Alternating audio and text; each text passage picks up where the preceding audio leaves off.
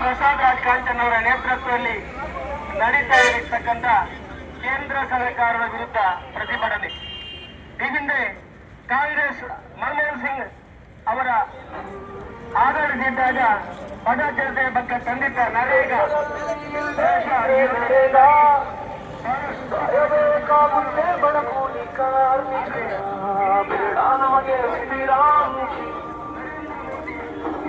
ಬೇಕು ನಮಗೆ ಗಾಂಧಿ, ನಮ್ಮ ದುಡ್ಡು ನಮ್ಮ ಬೆವರು, ಹೊಡೆದಿದ್ದರೆ ನಾವು ಬಿಡುವು. ಹಳ್ಳಿಗಳೇ ಮತ್ತೆ ಮರಳಿ ತರಬೇಕು ನರೇಗಾವು. ಬೇಡ ನಮಗೆ ವಿರಾಮಿ, ಬೇಕೇ ಬೇಕು ನಮಗೆ ಗಾಂಧಿ.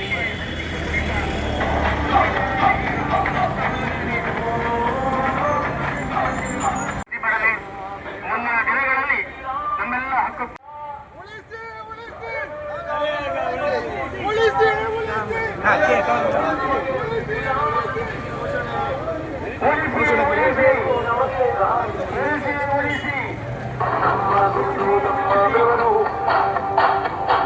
ಹೊಡೆದಿದ್ದರೆ ನಾವು ಬಿಡುವು.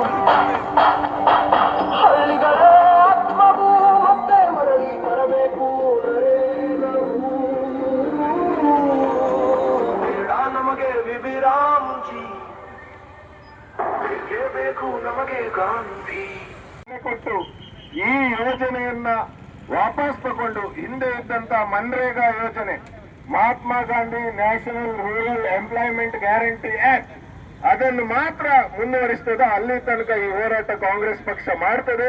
ಇದು ಕಾಂಗ್ರೆಸ್ ಪಕ್ಷದ ಹೋರಾಟ ಅಲ್ಲ, ಇದು ಈ ದೇಶದ ಸಾಮಾನ್ಯ ಜನರ ಹೋರಾಟ. ಹಾಗಾಗಿ ಈ ಹೋರಾಟಕ್ಕೆ ಇಲ್ಲಿ ಇರುವಂತಹ ಎಲ್ಲ ಜನರು ಕೂಡ ಬೆಂಬಲ ಕೊಡಬೇಕು ಅಂತ ಹೇಳ್ತಾ ಬ್ರಹ್ಮಾವರ ಬ್ಲಾಕ್ ಕಾಂಗ್ರೆಸ್ನವರಿಗೆ ವಿಶೇಷವಾದ ಅಭಿನಂದನೆಯನ್ನು ತಿಳಿಸಿ ನನ್ನ ಒಂದೆರಡು ಮಾತಲ್ಲಿ 15 ವರ್ಷಗಳಿಂದ ಈ ಯೋಜನೆ ಕೋಟ್ಯಾಂತರ ಜನರ ಬಾಳನ್ನು ಬೆಳಗಿಸಿದೆ. ನಮ್ಮ ಭುಜಂಗಣ್ಣಲ್ಲಿದ್ದಾರೆ, ಒಂದು ಗ್ರಾಮ ಪಂಚಾಯತ್ ವ್ಯಾಪ್ತಿಯಲ್ಲಿ ಈ ಯೋಜನೆಯಿಂದ ಎಷ್ಟು ಜನರ ಬಾಳು ಬೆಳಗಿರ್ಬೋದು ಹೇಳಿ ಅವರಿಗೆ ಲೆಕ್ಕಾಚಾರ ಇರ್ಬೋದು. ಈ ಭಾಗದಲ್ಲಿ ಪ್ರತಿಯೊಬ್ಬ ವ್ಯಕ್ತಿಗೂ ಕೂಡ ಒಂದು ಉಡುಪಿ ವಿಧಾನಸಭಾ ಕ್ಷೇತ್ರದ ವಿಧಾನಸಭಾ ಅಭ್ಯರ್ಥಿ ಪ್ರಸಾದ್ ಕಾಂಚನ್ ರವರ ನೇತೃತ್ವದಲ್ಲಿ ಈ ಒಂದು ಪ್ರತಿಭಟನೆ ಹಮ್ಮಿಕೊಳ್ಳಲಾಗಿದೆ. ಈ ಪ್ರತಿಭಟನೆಗೆ ಆಗಮಿಸಿದಂತ ಎಲ್ಲ ನಾಯಕರನ್ನು ಪ್ರಸಾದ್ ರಾಜ್ ಕಾಂಚನ್ ರವರು ಇಲ್ಲಿ ಸೇರಿದ್ದಾರೆ. ಅವರಿಗೆ ಹಾರ್ದಿಕ ಸ್ವಾಗತ. ಜಿಲ್ಲಾ ಪಂಚಾಯತ್ನ ಮಾಜಿ ಅಧ್ಯಕ್ಷರಾದ ಭುಜನ್ ಶೆಟ್ಟಿ ಅವರು ಇಲ್ಲ ತಂದಂತಹ ಮನ್ರೇಗಾ ಯೋಜನೆಯ ಹೆಸರು ಬದಲಾವಣೆ ಹಾಗೂ ಯೋಜನೆಯಲ್ಲಿ ಅನೇಕ ತಿದ್ದುಪಡಿಗಳನ್ನು ಮಾಡಿ ಆ ಯೋಜನೆಯನ್ನೇ ಒಂದು ರೀತಿಯಲ್ಲಿ ದುರ್ಬಲ ಮಾಡಿದಂತಹ ಕೇಂದ್ರ ಸರ್ಕಾರದ ಈ ಒಂದು ನಿಲುವನ್ನು ವಿರೋಧಿಸಿಕೊಂಡು ಈಗ ಬ್ರಹ್ಮಾವರ ಬ್ಲಾಕ್ ಕಾಂಗ್ರೆಸ್ನ ನೇತೃತ್ವದಲ್ಲಿ ಬ್ಲಾಕ್ ಕಾಂಗ್ರೆಸ್ ಕಚೇರಿಯಿಂದ ಪಾದಯಾತ್ರೆಯ ಮೂಲಕ ನಮ್ಮ ಬ್ರಹ್ಮಾವರ ಹಂದಾಡಿ ಆ ಮಾರ್ಗವಾಗಿ ಬಂದು ಈಗ ಬ್ರಹ್ಮಾವರ ಬಸ್ ಸ್ಟಾಪ್ನ ಪಕ್ಕದಲ್ಲಿ ನಾವು ಪ್ರತಿಭಟನೆಯನ್ನು ಸೇರಿದ್ದೇವೆ. ಪ್ರಾಯಶಃ ಇವತ್ತು ಸಂಜೆ 3 ಗಂಟೆಗೆ ಬ್ರಹ್ಮಾವರ ಬ್ಲಾಕ್ ವ್ಯಾಪ್ತಿಯ ಎಲ್ಲ ಗ್ರಾಮ ಪಂಚಾಯತ್ಗಳ ಮುಂಭಾಗದಲ್ಲಿ ಆಯಾಯ ಗ್ರಾಮಗಳ ಎಲ್ಲ ಕಾರ್ಯಕರ್ತರು ಜೊತೆ ಸೇರಿಕೊಂಡು ಈ ಆರೋಪ ಮಾಡ್ತಾರೆ. ಇವರು ರಾಮನ ಹೆಸರಿಟ್ಟದಕ್ಕೆ ವಿರೋಧ ಮಾಡ್ತಾರೆ. ಇದು ರಾಮನಿಗೆ ವಿರೋಧ ಎಂಬ ರೀತಿಯಲ್ಲಿ ಬಿಂಬಿಸುವ ಪ್ರಯತ್ನ ಮಾಡಿದ್ರು. ಆದರೆ ಬಹುತೇಕ ಕಾಂಗ್ರೆಸ್ನವರು ದೇಶದಾದ್ಯಂತ ಇವತ್ತು ಸ್ಪಷ್ಟವಾಗಿ ಹೇಳ್ತಾ ಇದ್ದಾರೆ, ನಮಗೆ ಹೆಸರು ಏನು ಬೇಕಾದರೂ ಇಡಿ, ಹೆಸರಿನ ಸಮಸ್ಯೆ ಅಲ್ಲ, ಈ ಕಾಯ್ದೆಯಲ್ಲಿ ಏನೆಲ್ಲ ನೀವು ಬದಲಾವಣೆ ಮಾಡಿದ್ದೀರಾ ಅದು ನಮ್ಗಿರುವಂತಹ ಸಮಸ್ಯೆ. ಇದನ್ನ ನಮ್ಮ ಜನ ಅರ್ಥ ಮಾಡ್ಕೊಳ್ಬೇಕು. ಆ ಪಟ್ಟಿ ಹೇಳ್ತಾ ಹೋದ್ರೆ ಬಹಳ ಉದ್ದ ಇದೆ, ಆದ್ರೆ ಇನ್ನೂ ಅನೇಕ ಗಣ್ಯರಿಲ್ಲಿದ್ದಾರೆ. ಕೆಲವು ಇಂಪಾರ್ಟೆಂಟ್ ವಿಷಯಗಳನ್ನು ನಾನಿಲ್ಲಿ ಹೇಳ್ತೇನೆ. ಈ ಕಾಯ್ದೆ ಪ್ರಕಾರ ಈ ಕಾಯ್ದೆಯನ್ನ ಮಾಡಿದ್ದು ಯಾಕೆ ಅಂದ್ರೆ ಈ ದೇಶದ ಪ್ರತಿಯೊಬ್ಬ ನಾಗರಿಕನಿಗೆ ಕೂಡ ಭಾರತ ಅಂತಾದದ್ದು. ನಮ್ಮ ಸಂವಿಧಾನದಲ್ಲಿ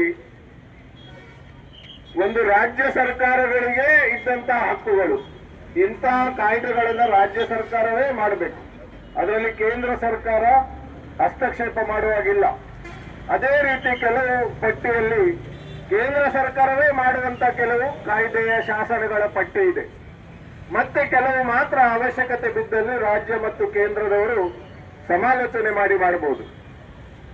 ಅಂತ ಸಂದರ್ಭದಲ್ಲಿ ನಮ್ಮ ರಾಜ್ಯ ಸರ್ಕಾರ ಅಥವಾ ದೇಶದಲ್ಲಿರುವ ಎಲ್ಲ ರಾಜ್ಯ ಸರ್ಕಾರಗಳ ಅಧಿಕಾರ ಮತ್ತು ಹಕ್ಕುಗಳನ್ನ ಕಿತ್ತುಕೊಂಡು ಇವತ್ತು ಇಂಥ ಒಂದು ಘೋರ ಕ್ರೂರ ಕಾಯ್ದೆಯನ್ನು ತರ್ತಾ ಇದ್ದಾರೆ. ಮೇಲ್ನೋಟಕ್ಕೆ ಕಾಂಗ್ರೆಸ್ನವರನ್ನ ಜನವಿರೋಧಿ ಮೋದಿ ಸರ್ಕಾರಕ್ಕೆ, ಜನವಿರೋಧಿ ಮೋದಿ ಸರ್ಕಾರಕ್ಕೆ, ಗೋಡ್ಸೆವಾದಿ ಮೋದಿ ಸರ್ಕಾರಕ್ಕೆ, ಗೋಡ್ಸೆವಾದಿ ಮೋದಿ ಸರ್ಕಾರಕ್ಕೆ, ಗ್ರಾಮ ವಿರೋಧಿ ಮೋದಿ ಸರ್ಕಾರಕ್ಕೆ, ಗ್ರಾಮ ವಿರೋಧಿ ಮೋದಿ ಸರ್ಕಾರಕ್ಕೆ, ಪ್ರಜಾಪ್ರಭುತ್ವ ವಿರೋಧಿ ಮೋದಿ ಸರ್ಕಾರಕ್ಕೆ, ಪ್ರಜಾಪ್ರಭುತ್ವ ವಿರೋಧಿ ಮೋದಿ ಸರ್ಕಾರಕ್ಕೆ, ಸರ್ವಾಧಿಕಾರಿ ನರೇಂದ್ರ ಮೋದಿ ಅವರಿಗೆ, ಸರ್ವಾಧಿಕಾರಿ ನರೇಂದ್ರ ಮೋದಿ ಅವರಿಗೆ, ರಾಜ್ಯದ ಹಕ್ಕುಗಳನ್ನು ಕಿತ್ತುಕೊಂಡ ನರೇಂದ್ರ ಮೋದಿ ಅವರಿಗೆ, ಒಕ್ಕೂಟ ವ್ಯವಸ್ಥೆಯನ್ನು ನಾಶ ಮಾಡುವ ನರೇಂದ್ರ ಮೋದಿ ಅವರಿಗೆ, ಒಕ್ಕೂಟ ವ್ಯವಸ್ಥೆಯನ್ನು ನಾಶ ಮಾಡುವ ನರೇಂದ್ರ ಮೋದಿ ಅವರಿಗೆ,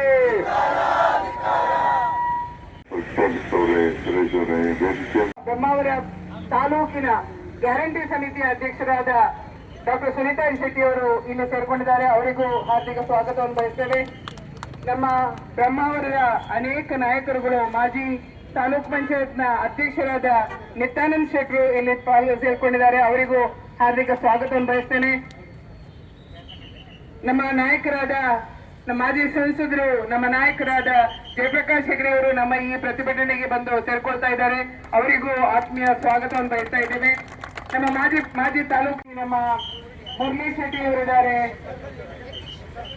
ಪ್ರಶಾಂತ್ ಪೂಜಾರಿ ಅವರಿದ್ದಾರೆ, ಯತೀಶ್ ಕರ್ಕೇರ್ ಅವರಿದ್ದಾರೆ, ಯಾದವ್ ಅವರಿದ್ದಾರೆ. ಯೂತ್ ಕಾಂಗ್ರೆಸ್ನ ಅಧ್ಯಕ್ಷರು ಇವತ್ತು ಈ ಪ್ರತಿಭಟನೆಯಲ್ಲಿ ದೊಡ್ಡ ಸಂಖ್ಯೆಯಲ್ಲಿ ಯುವಕರ ತಂಡ ನಮಗೆ ಕಾಣ್ತಾ ಇದೆ. ಯೂತ್ ಕಾಂಗ್ರೆಸ್ನ ಅಧ್ಯಕ್ಷರು ಮತ್ತು ಅವರ ಇಡೀ ತಂಡವನ್ನು ನಾವು ಪ್ರೀತಿಯಿಂದ ಸ್ವಾಗತಿಸ್ತಾ ಇದ್ದೇವೆ. ಗ್ರಾಮ ಪಂಚಾಯತ್ನ ಎಲ್ಲ ಶೇಕಡ ರಾಜ್ಯ ಸರ್ಕಾರ 40% ಕೊಡ್ಬೇಕಂತ ಮಾಡಿದ. ಅಂದ್ರೆ ನಿಧಾನವಾಗಿ ಯೋಜನೆಗಳು ನಿಂತು ಹೋಗ್ಬೇಕು ಅನ್ನೋ ಉದ್ದೇಶ. ನಾನು ಮೊನ್ನೆ ಹೇಳಿದ ಒಂದು ಕರಾವಳಿಯ ಮೀನುಗಾರಿಕೆಯಲ್ಲಿ ಇದ್ದಂತ ಕೆಲಸಗಳನ್ನ ಕೇಂದ್ರ ಸರ್ಕಾರ ಬಂದರುಗಳಿಗೆ ಕೇಂದ್ರ ಸರ್ಕಾರ 70% ಕೊಡ್ತಾ ಇತ್ತು, ರಾಜ್ಯ ಸರ್ಕಾರ 30% ಕೊಡ್ತಾ ಇದ್ದದ್ದು. ಇವತ್ತು ಅದನ್ನ ಬದಲಾವಣೆ ಮಾಡಿ ಕೇಂದ್ರ ಸರ್ಕಾರ 30%, ರಾಜ್ಯ ಸರ್ಕಾರ ಅಂದ್ರೆ 70 ಕೊಡುವ, ಅಂದ್ರೆ ಕಾರ್ಯಕ್ರಮಗಳು ಜಾರಿಗೆ ಬರಬಾರದು ಅನ್ನೋ ಉದ್ದೇಶ ಒಂದೇ. ಅಂದ್ರೆ ನಾವು ಮಾಡಿದ್ದಲ್ಲ, ರಾಜ್ಯ ಸರ್ಕಾರದ ಮೇಲೆ ಗೋಬೆಯನ್ನು ಕೂರಿಸುವಂತ ವ್ಯವಸ್ಥೆ ಅಷ್ಟೇ. ನಾವು ಆಲೋಚನೆ ಮಾಡಬೇಕಾದದ್ದು ಇಷ್ಟೇ. ಇಷ್ಟೊಂದು ಒಳ್ಳೆಯ ಯೋಜನೆಗಳನ್ನ ಡಾಕ್ಟರ್ ಮನಮೋಹನ್ ಸಿಂಗ್ ಅವರ ಸರ್ಕಾರ ಹಾಕಿಕೊಟ್ಟದನ್ನ ನಿಧಾನವಾಗಿ ಅಳಿಸಿ ಹೋಗುವಂತದ್ದು. ಈಗ ಅದನ್ನ ಮಹಾತ್ಮ ಗಾಂಧಿ ಉದ್ಯೋಗ ಖಾತ್ರಿ ಯೋಜನೆಯನ್ನು ತೆಗೆದು ರಾಮ್ಜಿ ಅದು ಮಹಾತ್ಮ ಗಾಂಧಿ ಅವರು ಸಹ ಸಾಯುವ ಸಂದರ್ಭದಲ್ಲೂ ಹೇ ರಾಮ್ ಅಂತಲೇ ಸತ್ತದ್ದು. ಅವರಿಗೆ ಎಲ್ಲರಿಗೂ ಕಾಂಗ್ರೆಸ್ ನಲ್ಲಿದ್ದವರಿಗೂ ಗೌರವ ಇದು ಭಕ್ತಿ ಇದೆ. ಆದರೆ ನಾನು ಕೇಳುವಂತದ್ದು, ಮಹಾತ್ಮ ಗಾಂಧಿ ಹೆಸರನ್ನು ಬದಲಾವಣೆಯನ್ನು ಮಾಡಿ ಆ ಹೆಸರನ್ನು ಅದಕ್ಕೆ ಒಂದು ರಾಮನ ಹೆಸರಿನಲ್ಲಿ ಇನ್ನೊಂದು ಹೊಸ ಯೋಜನೆಯನ್ನು ಮಾಡಬಹುದಿತ್ತಲ್ಲ ಅವರಿಗೆ. ಈ ಹೊಸ ಯೋಜನೆಯನ್ನು ಮಾಡೋದಕ್ಕಿಂತ ಮಹಾತ್ಮ ಗಾಂಧಿ ಅವರ ಹೆಸರನ್ನೇ ತೆಗೆದು ರಾಮನ ಹೆಸರನ್ನು ಇಡುವ ಉದ್ದೇಶ ಏನು ಅಂತಂದ್ರೆ, ಜನರಿಗೆ ನಾವು ರಾಮನ ಹೆಸರನ್ನು ಇಟ್ಟಿದ್ದೀವಿ ಅಂತ. ಆದ್ರೆ ರಾಮನ ಹೆಸರನ್ನು ಇಡುವುದು ಮುಖ್ಯ ಅಲ್ಲ, ಯೋಜನೆಗೆ ಕೊಟ್ಟಂತ ಅನುದಾನದಲ್ಲಿ ಏಕೆ ಕಡಿತಗೊಳಿಸಿದ್ರು ಅನ್ನುವಂಥದ್ದು ನಮ್ದು ಪ್ರಶ್ನೆ. ಮಹಾತ್ಮ ಗಾಂಧಿ ಅವರ ಹೆಸರನ್ನು ತೆಗೆದು ಅದನ್ನು ಇಡುವುದಕ್ಕಿಂತ ಹೊಸತೊಂದು ಯೋಜನೆಯನ್ನು ಇದಕ್ಕಿಂತ ದೊಡ್ಡದು ಮಾಡಿ ಜನಸಾಮಾನ್ಯರಿಗೆ ಮುಟ್ಟುವಂತ ಯೋಜನೆಯನ್ನು ಮಾಡಿದ್ರೆ ಎಲ್ಲರೂ ಹೋಗ್ತಾ ಇತ್ತು. ನಾವು ಅದಕ್ಕೆ ಅಭಿನಂದನೆ ಸಲ್ಲಿಸ್ತಾ ಇತ್ತು. ಪ್ರಾರಂಭದಲ್ಲಿ ನೀವು ಹೇಳಿದಾಗೆ ಕೋವಿಡ್ ನಲ್ಲಿ ಎಲ್ಲರೂ ಚಪ್ಪಾಳೆ ತಟ್ಟಿದ್ದು, ಇದನ್ನು ಗಂಟೆ ಹೊಡೆದದ್ದು ಎಲ್ಲ ಹೌದು. ಕಡೆಗೆ ನೋಡುವಾಗ ಇದು ಜನರನ್ನು ಮಂಗ ಮಾಡಿದಂತ ಗೊತ್ತದು. ಅಲ್ಲಿವರೆಗೆ ಗೊತ್ತೇ ಆಗ್ಲಿಲ್ಲ. ಅದಕ್ಕೋಸ್ಕರ ನಾನು ನಮ್ಮ ಸ್ನೇಹಿತರ ಹತ್ರ ಕೇಳೋದಿಷ್ಟೇ, ಕೇವಲ ಇಲ್ಲಿ ಭಾಷಣವನ್ನು ಮಾಡುದು, ನಾವು ಮನೆಗೆ ಹೋಗಿ ಕೂತ್ಕೊಳ್ಳೋದಲ್ಲ. ನಿಮ್ಮೂರಿನಲ್ಲಿ ಪ್ರತಿ ಕಡೆಯಲ್ಲಿ ಇದ್ರ ಬಗ್ಗೆ ಚರ್ಚೆ ಆಗ್ಬೇಕು.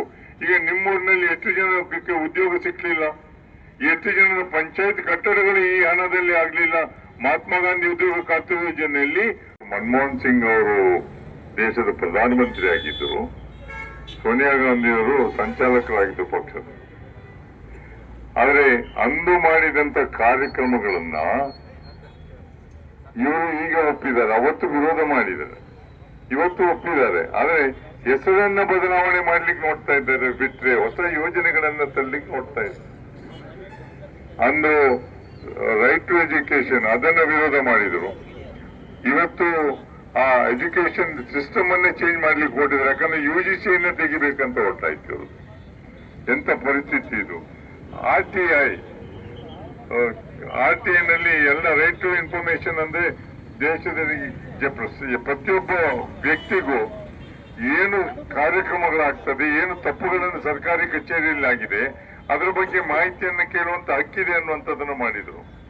ಅಂದು ವಿರೋಧ ಮಾಡಿದ್ರು, ಇವತ್ತು ಅದರ ಬಗ್ಗೆ ಹೆಚ್ಚು ಗಮನವನ್ನು ಜನ ಹರಿಸಿದ್ದಾರೆ. ಆದ್ರೆ ನಾವು ಆಲೋಚನೆ ಮಾಡಬೇಕಾದದ್ದು ಉದ್ಯೋಗ ಖಾತ್ರಿ ಯೋಜನೆಯನ್ನು. ಉದ್ಯೋಗ ಖಾತ್ರಿ ಯೋಜನೆ ಅಂತೇಳಿ ಪ್ರತಿ ವರ್ಷ ಒಬ್ಬ ವ್ಯಕ್ತಿಗೆ 100 ದಿವಸಗಳ ಕಾಲ ಉದ್ಯೋಗ ಸಿಗ್ಬೇಕು ಅನ್ನುವಂತ ಒಂದು ಏನು ಯೋಜನೆಯನ್ನು ಹಾಕಿದ್ರು, ಅದು ನರೇಗಾ ಅಂತ ಒಂದು ಮಾಡಿದ್ರು. ಆಮೇಲೆ ಅದನ್ನ ಪೂಜ್ಯ ಮಹಾತ್ಮ ಗಾಂಧಿಯವರ ಹೆಸರಿನಲ್ಲಿ ಇರಬೇಕು ಅಂತೇಳಿ ಮಹಾತ್ಮ ಗಾಂಧಿ ಉದ್ಯೋಗ ಖಾತ್ರಿ ಯೋಜನೆ ಮಾಡಿದ್ರು. ಅವೆಲ್ಲವೂ ಇವತ್ತು ಜಾರಿಯಲ್ಲಿತ್ತು. ಆದ್ರೆ ಇವರಿಗೆ ಆ ಯೋಜನೆಗಳು ಬೇಕಾಗಿಲ್ಲ. ಯೋಜನೆಯನ್ನ ಕೇಂದ್ರ ಸರ್ಕಾರ 100ಕ್ಕೆ 100 ಕೊಡ್ತಾ ಇದ್ದು ಕೊನೆಗೆ 10